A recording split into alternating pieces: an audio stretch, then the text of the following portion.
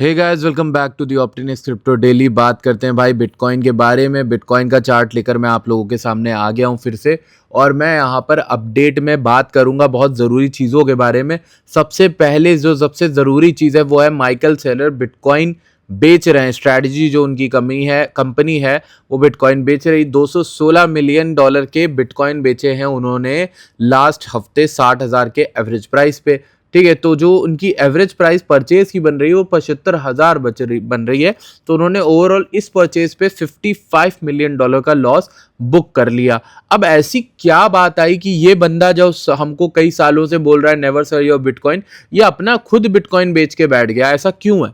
देखिए, सिंपल सी चीज़ है। मैं पहले तो इस बारे में बात कर लेता हूँ। अभी तक मैं पहले वीडियो स्टार्ट नहीं हुई, मैं आपसे सिर्फ ये पूछ रहा हूँ, क्या आप वीडियो को लाइक करोगे अगर अपने भाई को सपोर्ट करना चाहते हो? मैं अभी गोवा में हूँ, मैं आपके लिए वीडियो बना रहा हूँ क्योंकि मुझे अर्जेंसी पता है इस सिचुएशन की क्या है और मार्केट कहाँ पर है।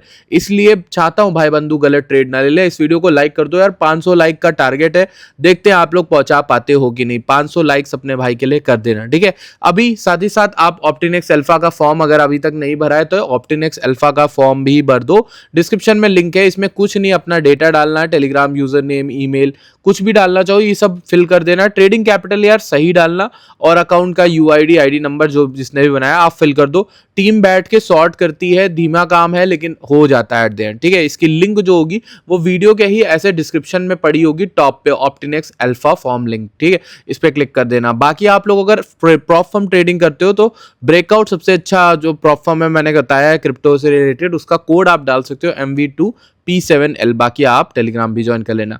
अब बताता हूं इसका क्या मतलब है, इसका क्या रीजन है। देखिए, स्ट्रैटेजी को बिटकॉइन बेचना ही बेचना था, ये हम सबको मालूम था। क्योंकि अब देखिए, स्ट्रैटेजी वो बाय कहां से कर रहे थे, हमें पहले ये समझना पड़ेगा।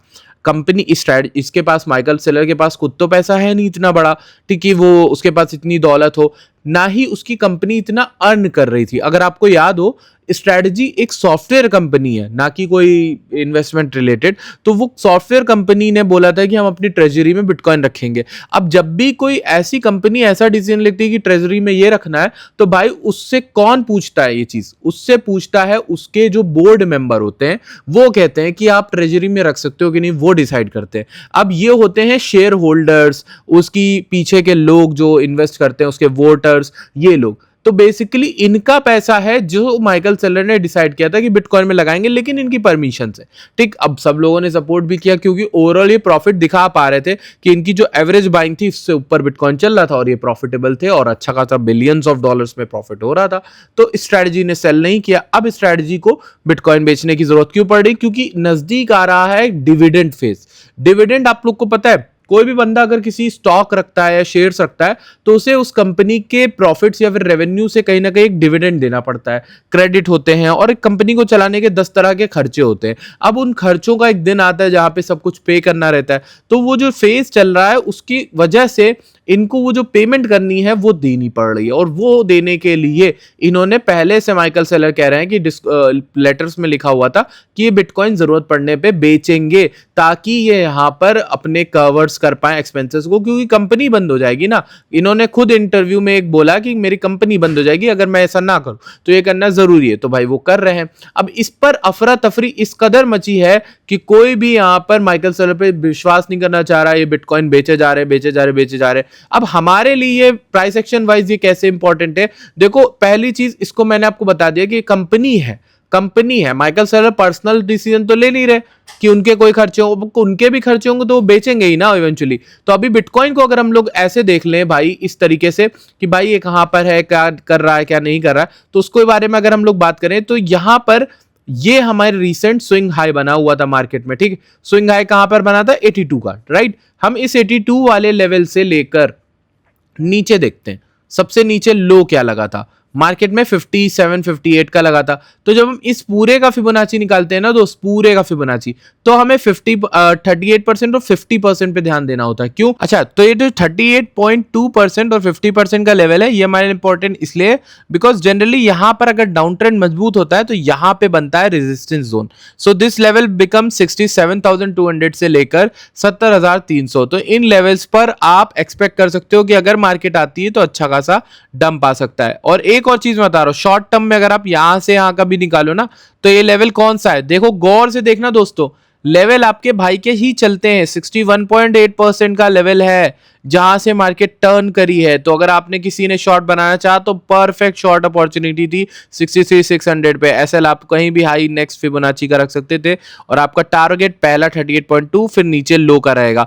जनरली ये पूरा रिग्रेट, मतलब पूरा ये जो डंप का टारगेट है, बट मैं जनरली बेरिश अभी नहीं होना प्रेफर करूंगा। हाल ऑल्दो हम इस हाई को नहीं तोड़ पाए तो ये बेरिश ही होता है। तो मेरे ख्याल से 4 घंटे या डेली की जो एसएमए है 4 घंटे 200 की, इसके ऊपर हम होल्ड करते हैं, बढ़िया ही रहेगा मेरे अनुसार। अच्छा लेवल शॉर्ट करने का अगर आपको देखना है तो 67 से और 70,000 के बीच ही रहेगा अभी के लिए, मुझे यही दिख रहा है और तो कुछ नहीं दिख रहा है। 38.2% की बात करें तो वो लेवल हमारा यहाँ पे बन रहा है इस हाई के ऊपर 67,300 के। तो इसके ऊपर अगर ये ले जाता है लेने, तो हमारी लिक्विडिटी काफी ज्यादा वहां पर मिल जाएगी, ठीक है। तो इसके ऊपर लिक्विडेशन है, जैसे अगर मैं आपको दिखाऊं इस लेवल के ऊपर, ठीक है, तो ये लेवल हमें देखना है, इसके ऊपर लिक्विडेशन है, तो ये लिक्विडेशन मेरे ख्याल से पेंडिंग है। तो अगर आप लोग अभी ट्रेड करते हो, ठीक है, लेट सपोज ट्रेड कर रहे हो, तो ट्रेडिंग के लिए आपको लेवल्स देखने हैं बाइंग के लिए। अब बाइंग के लिए जो लेवल आपके बनेंगे, इस लो से निकालो ऊपर हाई का फिबोनाची, 50% का लेवल आ रहा है 60,800 के अराउंड, और नीचे 61.8 का आ रहा है 60,100। इस जोन के बीच में मैं लॉन्ग के लिए देखूंगा स्काल्प वगैरह अगर मुझे बनाना है, तो मैं इस जोन के बीच में लॉन्ग की कोई कैंडल्स देखूंगा, जो कैंडल्स अच्छी बनती है उसके दौरान मैं यहाँ पर लॉन्ग बनाऊं। तो बेसिकली अभी के लिए प्राइस स्ट्रक्चर ये है जो मैंने आपको समझा दिया। आजकल में जो आपको ट्रेड लेनी, यहाँ कहीं पर आप लॉन्ग बना सकते हो फॉर अ लॉन्ग, ठीक है।